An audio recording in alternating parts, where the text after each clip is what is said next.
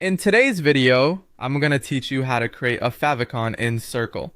So step by step. A favicon is the small icon that appears in the browser tab next to your website name, and it helps make your community look more polished and recognizable. In Circle, you can update this directly from the site builder, and the process is very straightforward. To get started, log into your Circle account and open your community dashboard.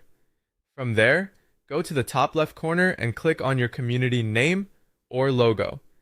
This opens the main menu for your workspace. In that menu, select Site Builder. Once you're inside the Site Builder, choose the website page you want to customize. After that, look to the left sidebar and click the design icon to open your design settings. Inside the design area, find the brand section. This is where Circle lets you manage visual elements connected to your site's identity. Click Manage Brand to open those settings. At this point, you'll also want to choose whether you're editing the light mode or the dark mode version of your branding. That's important because Circle allows you to customize assets separately for different display modes. Once you're in the correct brand settings, locate the Favicon image option.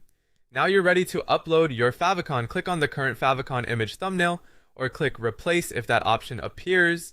Then select your favicon file from your computer and upload your branded icon.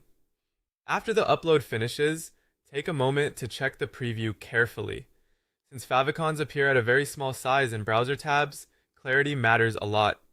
A simple and recognizable design usually works best, so make sure the icon is easy to identify and doesn't look crowded or blurry. When everything looks good, review your branding changes one more time, then click Update Site Theme to save everything. Once that's done, your new favicon will be applied to your Circle website.